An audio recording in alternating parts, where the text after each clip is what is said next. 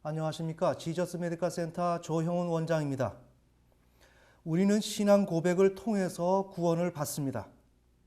그런데 구원은 신앙 고백만으로 우리는 구원을 얻을 수가 없습니다. 그래서 이번 시간은 구원에서 유의할 점이라는 제목으로 우리가 받아야 할 그 구원에 대해서 함께 생각하는 시간을 갖고자 합니다. 네, 오늘 우리가 구원을 생각할 때 유의할 점에 대한 것을 한 가지 내용을 한번 적어봤습니다. 구원은 신앙 고백을 통해서 이루어집니다. 그런데 신앙 고백을 통해서 이루어지지만 거기서 끝나는 것이 아니라 그 신앙 고백할 때 그 말을 했던 그 사람을 소환해야 되고 그 사람을 지속적인 관리를 할 수밖에 없는 것이 우리의 구원의 과정이다. 그래서 우리가 구원을 생각한다면 이 점을 유념해야 된다. 그래서 특별히 오늘 우리의 문제점은 무엇인가? 신앙 고백을 통해서 구원을 얻는데 이 신앙 고백의 용도를 우리는 좀 엉뚱하게 생각하는 경향이 있습니다. 즉, 현실인식인데 우리는 예수님의 손가락에 붙어서 한편되기 위한 수단으로서 신앙 고백을 하는 거예요. 여기 붙어라. 그러면 나와 한편이 되어서 함께 노는 거예요. 마찬가지로 우리가 신앙 고백을 할 때 이 신앙 고백을 예수님과 한편되기 위해서 거기에 동의하는 수준으로 약간의 나의 의지를 표현하는 그런 방식으로서 신앙 고백을 하고 있다는 거죠. 즉, 그러므로 인해서 오류가 뭐가 생기는가? 예수님을 나의 왕으로 모시겠습니다. 나의 주인으로 섬기겠습니다. 하는 그러한 의지적 결단이 그 속에 들어가지 않는다는 것입니다. 이해가 되십니까? 내가 예수님을 믿습니다. 예수님을 주로 섬기겠습니다. 모십니다. 하는 그런 것을 우리는 예수님의 손가락에 붙어서 한편되는 용도로 생각하지, 내가 예수님을 영접하고 주님을 믿는다라고 하는 것은 내 인생에 그분을 나의 주인으로 삼아서 아담과 하와가 절대적인 복종을 해야 됨에도 불구하고 하지 못해서 인류가 타락이 와서 오늘 우리가 이런 형편에 처해져 있다면 나는 이제 예수님을 왕으로 섬겨서 모시고서 내가 절대적인 복종으로 내가 인생을 살아가겠습니다 하는 그 결단의 의미에서 신앙 고백을 해야 되는데 우리는 그렇게 하지 못한다는 내용입니다. 아멘. 네. 자, 그래서 지금 오늘 우리는 이렇게 해야 될 이유가 무언가? 신앙 고백은 언어 구조를 통해서 제시되고 있다는 내용입니다. 신앙 고백은 우리가 하나의 그냥 말로써 이루어지는 것이 아니라 언어 구조를 통해서 제시가 되는데 그 언어 구조 속에 문자와 발화자의 의지 등등이 포함이 된다는 내용입니다. 자, 그렇기 때문에 우리는 단순하게 언어 구조, 언어 말로만 되었다면 더 이상 해볼 것이 없지만 이와 같이 언어 구조를 통해서 문자와 발화자의 의지 등등이 포함되어 있었기 때문에 우리는 그 발화자의 의지가 최초 신앙 고백을 온전케 할 수 있도록 성숙해져야 하는 그런 과제를 해결해 주어야 한다는 내용입니다. 이해가 되십니까? 네. 그렇기 때문에 발화자를 소환하고 지속적인 관리를 필요로 할 수밖에 없는 것이 바로 우리의 신앙 고백이요 또한 우리의 구원의 문제라는 것입니다. 자, 오늘 그 문제를 좀 살펴보겠습니다. 자, 오늘 우리는 이 신앙 고백이 있는데 이 신앙 고백은 언어 구조를 통해서 이루어집니다. 자, 그럼 우선 우리가 이미 살펴봤었지만 언어 구조가 우리가 어떤 말을 할 때는 언어 구조를 통해서 이루어진다는 것을 한 학생의 예를 들어서 다시 한번 정리를 해보겠습니다. 학생은 지금 어떤 말을 하고 있냐면 난 다음 주부터 더 열심히 공부할 거예요. 지금 이 얘기를 하고 있는 거예요. 왜 이런 얘기를 할까요? 아이들이 공부를 열심히 해야 되는데 가장 방해적인 요소가 뭐예요? 오락이에요. 예를 들자면. 그래서 부모가 이제는 오락하지 마라. 그리고 공부 좀 열심히 하자. 자, 이렇게 얘기를 했습니다. 이럴 때 아이는 그런 어떠한 의도는 없지만 엄마가 요청하기 때문에 이러한 말을 하죠. 난 그래요. 다음 주부터 더 열심히 공부할 거예요. 이렇게 우리가 말을 할 때, 의사 표현을 할 때 우리는 단순하게 이 말만을 하는 것이 아니라 이것 외에 다른 내용들이 하나의 구조 속에 담겨져서 그러한 구조 속에서 이 내용들이 한 가지 한 가지가 진행된 그 결과 마지막에 엄표 내용을 이렇게 발화하게 되는, 그러므로 해서 내가 말을 하고 의미화하게 되는 과정을 겪는다는 거예요. 이해가 되시죠? 그래서 우리가 지난번에 살펴본 대로 이러한 학생이 말을 고백할 때 의외로 이 학생의 의도는 사실 난 공부하기 싫어요. 그런 의도를 가지고 있다는 거죠. 그래서 공부하기 싫지만 현실 세계에서 엄마는 공부를 열심히 하라 그리고 학교에서는 그렇게 하라고 하니 나는 싫다는 것을 주장할 수가 없죠. 그러기에 여기에 현실 세계에 맞는 내 내용을, 말할 내용을 구상을 해야 되겠죠. 그래서 그 내용을 설정합니다.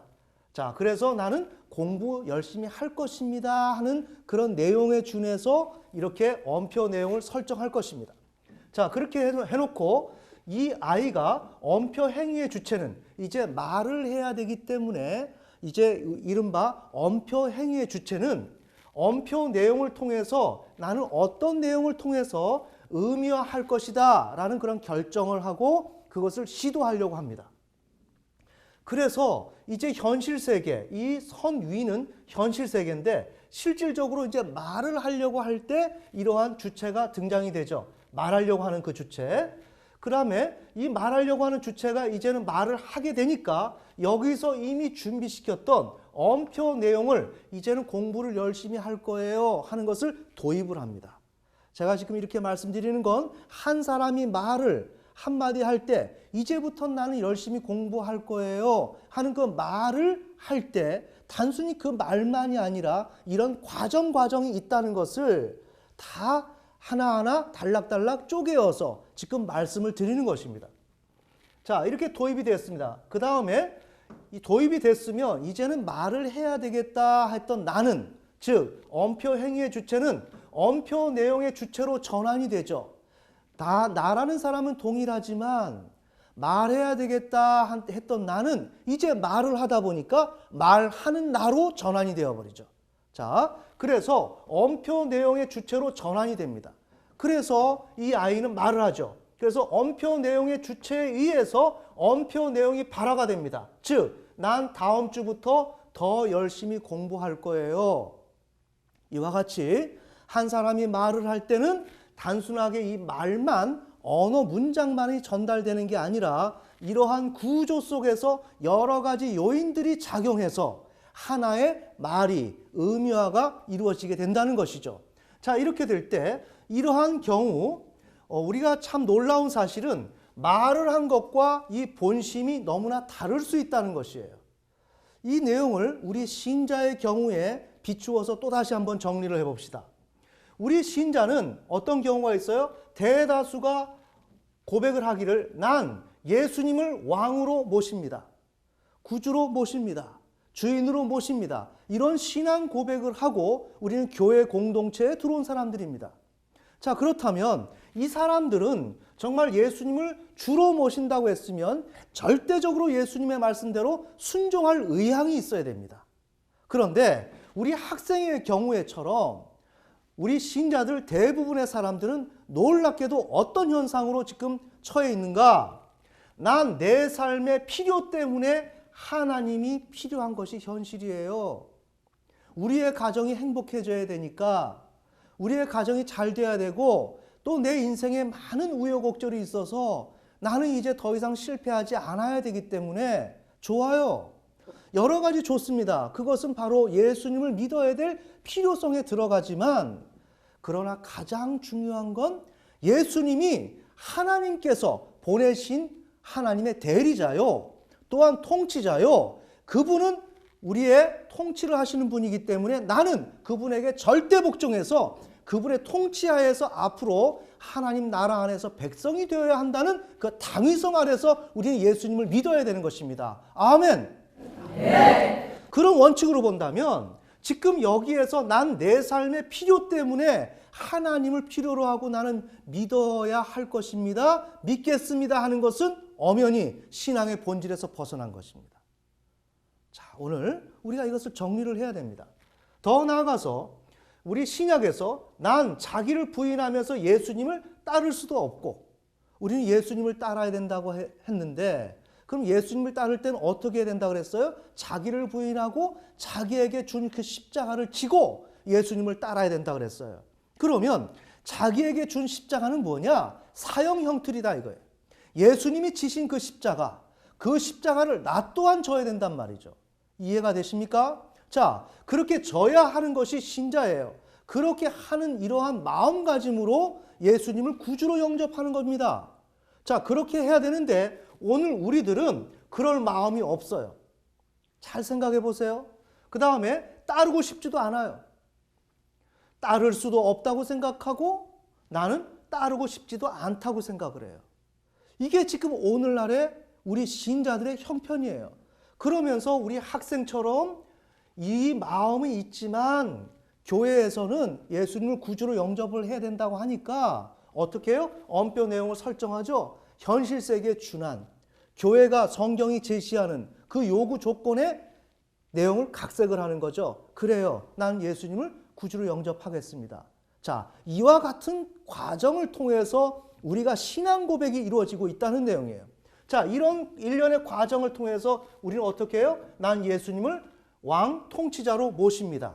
자, 이렇게 됩니다. 자, 이렇게 된다면 이러한 사람이 구원을 받는가? 구원을 못 받습니다. 다시 말합시다. 우리가 구원을 받는 이유는 하나님 앞에 약속을 하는 것입니다. 창세기 최초의 그 타락을 더 이상의 우리는 재범하지 않겠습니다. 다시금 그것을 반복하지 않겠습니다. 이제는 하나님께서 하나님의 아들을 말씀이 육신이 돼서 이 땅에 오셨는데 그분을 우리에게 대리 통치자로 세우셨고 그래서 우리는 그분의 말씀대로 순종해서 앞으로 주님의 하나님의 명령대로 살아가겠습니다 하는 그런 결단으로 우리가 예수를 믿는 것인데 지금 오늘 우리는 지금 나의 필요를 위해서 예수를 믿고 있다 이거예요. 그래서 인생의 산전수전 다 겪으면서 좌절해서 하나님이 나의 구원자다 이러한 고백을 하고 있지만 진정으로 그 구원자라고 고백하는 그 핵심 내용이 뭐냐? 나의 삶의 필요를 채우기 위해서 하나님의 구원사적인 그런 역사와 그 경륜을 조금도 염두에 두지 못하고 하나님 앞에 절대 복종해야 된다는 그 사실을 염두에 두지 못하고 이러한 신앙을 고백할 때는 그 사람은 구원을 받지 못합니다. 정리합시다. 자, 이렇게 된다면 그 사람은 구원을 받지 못하는데 이러한 경우 말고 하나님을 절대적으로 믿겠다라고 얘기하는데 어느 정도 순전한 믿음이 있다면 이 사람들은 하나님께서 어떻게 하시는가? 관리를 하신다는 거예요. 즉 발화자를 소환해서 지속적인 관리를 한다는 거예요. 다시 말해봅시다. 이러한 말을 하고 나서 말한 사람은 어떻게? 언표 행위의 주체는 언표 내용에서 빠져나간다고 얘기했어요.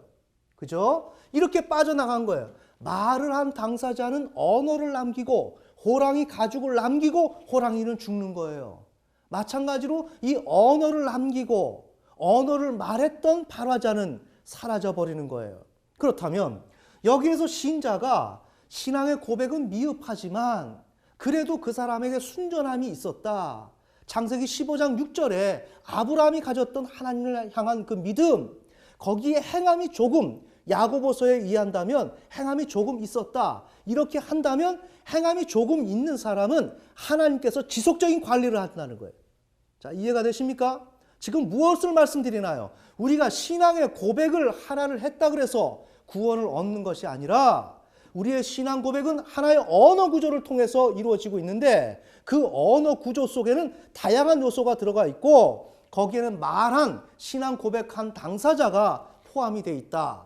그런데 언어 그 구조 속에서 신앙 고백한 그 고백이 대단히 미흡하지만 진실성이 어느 정도 있다면 하나님께서는 이 사람을 지속적인 관리를 하신다. 아멘. 네. 자, 그래서 이런 경우를 우리는 어떻게 좀 예를 들어볼 수 있을까? 아브라함의 예를 통해서 우리가 설명해 볼 수가 있다는 것이죠. 자, 아브라함 또한 최초 하나님을 믿을 때 창세기 15장 6절에서 저 하늘의 무별을 보아라. 저 무별처럼 수많은 사람이 너의 자손이 될 거야. 아브라함은 하나님의 그 말씀을 믿었다 이거예요. 자, 그때 아브라함은 난 하나님을 살아계신 분으로 창조주이심을 믿어요. 자, 이렇게 믿었습니다. 그런데 아브라함은 어떻게 믿었는가? 하나님을 내 인생의 필요를 보강하는 차원에서 하나님을 필요로 하고 있다는 것이 내 솔직한 마음일 거예요. 이게 아브라함이 창세기 15장 6절에서 신앙 고백할 때 그 마음속에 담겨져 있던 내용이었다 이거예요. 왜? 그 사실을 우리는 어떻게 알고서 이렇게 말할 수 있는가? 아브라함은 이렇게 부족하지만 순전한 믿음이 있었고, 그런데 이와 같이 부족한 점은 자신의 삶의 보강을 위해서 하나님을 필요로 했다는 것인데, 그 내용은 창세기 16장 들어가면 이해가 돼요. 왜? 창세기 16장에서 10년이 됐음에도 불구하고 아들을 낳지 못하는 거죠. 자손을 얻지 못하는 거예요. 그때 아브라함은 사레의 말을 듣고 이스마엘을 낳습니다. 즉 하나님을 믿었는데, 창조주를 믿었는데, 전능자를 믿었는데 여기에서 포기를 해요. 포기를 한다는 건 뭐예요? 난 이 정도 노력했으면 됐다. 이렇게 했는데도 불구하고 자손이 안 생긴다면 하나님이 주시지 않는다고 생각할 수밖에 없다. 자, 이게 아브라함이 믿었던 하나님을 향한 태도였어요. 뭘까요? 하나님을 전적으로 믿지 않는 거예요. 내가 주관자고 하나님이 조력자인 거예요. 이러한 그 구조 속에서 미흡하나마 하나님을 전능자, 살아계신 하나님 또한 창조주로서 인식은 하고 있었다 이거예요. 이때 하나님께서 이렇게 미흡한 신앙 고백이지만 그 속에 순전한 신앙의 어떤 마음이 있었기 때문에 아브라함을 어떻게 해요? 관리를 한다 이거예요. 자, 그러면 아브라함이 이러한 엄표, 이런 언어 구조를 통해서 난 하나님께서 자손을 주실 것을 믿습니다 말을 하고 나서 아브라함의 그런 아브라함 자체는 어떻게 됐어요? 엄표 행위의 주체는 엄표 내용에서 빠져나갔죠. 이해가 되십니까? 빠져나가고서 한참 지난 다음에 창세기 16장에 이르러서 자손이 주어지지 않는 거죠. 자, 이렇게 될 때 하나님께서는 이를 발화자를 소환해서 지속적으로 관리하신다는 겁니다. 아브라함의 믿음을 창세기 16장에서 난 이 정도 노력했으면 됐지 더 이상 어떻게 해? 라고 얘기하는 순전한 믿음이지만 너무나 약하다 이거예요. 그 믿음이 어떻게 돼야 된다고요? 최초 신앙 고백을 온전하게 할 수 있도록 성숙해져야 된다고요. 아멘! 네. 즉 우리의 신앙은 신앙 고백했다고 끝나는 것이 아니라 내가 신앙 고백할 때 내가 있었는데 그 말한 나의 그러한 신앙적 의지가 어떻게 된다고요? 온전케 되어야 한다고요. 그래서 신앙 고백을 온전케 할 수 있도록 내가 성숙되어야 한다는 것이에요. 그래서 하나님께서는 창세기 16장에서 아브라함이 이 정도 노력했으면 됐지 더 이상은 안 되나 보다 생각했던 그 아브라함의 핵심을 건드리기 시작합니다. 즉 창세기 17장 아브라함아 나는 전능한 하나님이야. 행하여 완전해라. 이 말씀을 하시는 거예요. 자, 이 말씀이 뭘까요? 우리는 하나님을 생각할 때 어느 부분적인 부분만을 하나님이 해 주실 것이라고 생각을 해요. 즉 하나님이 내 삶의 일거수일투족 모든 부분을 관리하시거나 나를 통제하시고 통치하신다라고 우리는 생각을 못해요. 이와 같이 우리의 신앙은 이 신앙적 의지는 매우 부족하단 말이에요. 자, 이 부족한 것을 하나님께서는 그대로 놔두지 아니하시고 조금만 믿음만 있다면 그를 의롭다 칭해 주시고 지속적으로 관리를 하신단 말이에요. 관리를 하실 때 아브라함을 관리하셨단 말이에요. 그럴 때 아브라함이 창세기 17장에서 하나님의 그 말씀을 듣고 무릎을 친 거예요. 아하, 하나님은 내 삶에 내가 필요한 부분을 응답해 주시는 하나님이 아니고 나는 하나님을 빠져나갈 수가 없다. 하나님이 온통 하나님의 말씀으로 나를 지도하시고 나를 통제하시고 나를 통치하신다. 그러기에 나는 이제 하나님을 벗어날 생각은 전혀 할 수가 없고 나는 하나님 앞에 수하에 들어갈 수밖에 없고 그분의 통치를 받을 수밖에 없구나. 이게 나의 인생이구나. 아브라함은 그것을 깨달은 거예요. 아멘? 네. 자, 그래서 이렇게 아브라함의 그러한 그 태도가 성숙되어져 가면서 결국엔 어떻게 했어요? 창세기 22장에 이삭을 바치게 되죠. 그때 바치게 될 때 어떻게 합니까? 난 하나님이 아니면 안 됩니다. 그래서 나는 내게 너무나도 귀한 독자 이삭이지만 이건 꿈에도 생각해 볼 수 없는 현실이지만 그 아이를 쳐서 번제로 드릴 수밖에 없어요. 왜? 하나님의 말씀이 나에게 가장 중요하기 때문에. 아멘! 네. 우리는 그 하나님의 말씀이 우리의 나라는 존재 세포 그 조직 하나 속에 침투해서 모든 부분에 영향을 미치는 것입니다. 우리는 그런 것을 알고 하나님의 말씀대로 따라 살아야 되는 거죠. 자, 그래서 아브라함은 어떻게 됐어요? 아브라함의 그러한 발화자의 그 의지가 아브라함의 의지가 성숙되어져서 결국 창세기 22장에서 이삭을 번제로 드리는 신앙 고백을 하게 되는 거예요. 자, 오늘 제가 지금 다소 어려운 내용이지만 나름대로 여러분이 이해할 수 있도록 하는 그 수준에서 여러분에게 말씀드렸습니다. 결론은 우리의 구원은 신앙 고백만으로 이루어지는 것이 아닙니다. 나는 예수님을 믿습니다. 그렇게 하면서 교회에서 꼭 신앙 고백이라 그래서 내가 말한 것만이 아니라 신앙 고백은 내가 교회에서 충성하는 여러 가지 그런 태도를 의미하는 것입니다.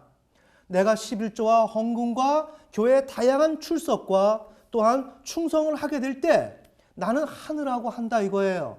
나는 그러면서 그것이 하나의 신앙 고백이 되어서 내가 이렇게 열심히 하니까 아마 나는 구원 받을 거야.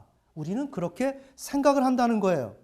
그런데 그렇게 해서 구원 받는 경우가 있겠죠. 하지만 구원을 받더라도 그렇게 했기 때문에 구원을 받는 것이 아니라 내가 신앙 고백을 했을 때 거기에 순전한 믿음이 아브라함처럼 창세기 15장 6절에서 있었던 아브라함처럼 순전한 믿음이 있었다면 하나님께서는 내가 신앙 고백을 했을 때 내가 오늘 교회에서 충성하고 이렇게 바로 할 때 신앙 고백을 할 때 하고 나서 빠져나간 나 자신을 하나님께서는 다시금 소환해서 나를 관리하신다는 거예요. 아멘. 네. 그러니까 우리가 구원에 대한 논리를 생각하자면 지금까지 우리가 한국교회에서 내가 신앙 고백을 했으니까 난 되겠지. 그러고 나서 나는 감사의 표시로 충성하라 했으니까 나 충성하는 거야. 별도의 개념으로 우리는 생각을 하고 있다 이거예요.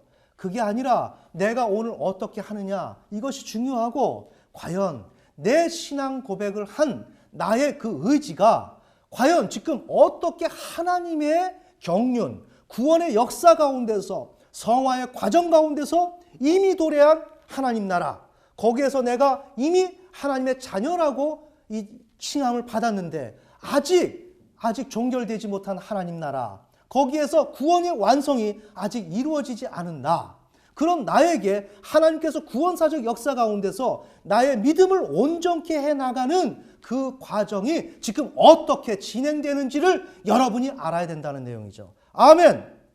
네. 그러기에 만약 우리가 그러한 하나님의 경륜을 모르고 따라가지 못하면서 우리가 방심하거나 내가 열심히 하고 있는 이것이 하나의 잣대가 되고 기준이 되어서 구원을 받을 것이라고 생각을 하다가 신앙 생활을 하다 보면 우리는 구원을 받지 못할 수가 있습니다. 즉 내가 하나님 앞에서 어떻게 구원에 합당한 조건, 최초 신앙 고백을 우리는 나는 예수를 구주로 섬깁니다, 모십니다 하는 그 신앙 고백을 온전케 할 수 있도록 나의 의지가 얼마만큼 성숙되어서 그것을 내가 어떻게 온전케 하는가. 아브라함이 창세기 22장에서 독자 이삭을 온전히 바치게 될 때 이것을 야고보서에서는 아브라함 믿음이 온전케 되었다고 얘기했거든요. 그래서 칭의를 얻고 구원을 얻었다고 얘기했거든요. 그 역사가 오늘 우리 가운데 어떻게 일어나고 있는가 하는 것을 우리가 관리를 해야 된다는 내용입니다. 특별히 오늘 제가 이런 설교를 하게 되는 이유는 오늘 우리 한국교회는 내가 교회를 다니고 이 정도 열심이면 다 구원받는다라고 하는 논리 속에 빠져 있다는 거죠.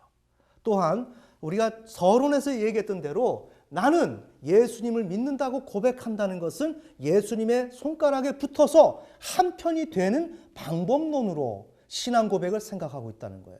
아닙니다.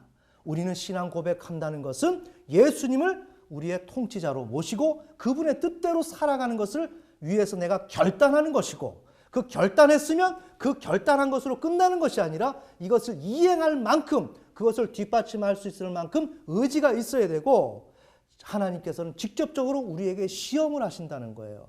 창세기 22장에서 아브라함을 시험했던 것처럼 그 시험 앞에서 내 의지가 성숙해졌으면 성숙한 의지로서 그 시험을 통과하게 될 때 우리의 구원이 이루어진다는 것입니다.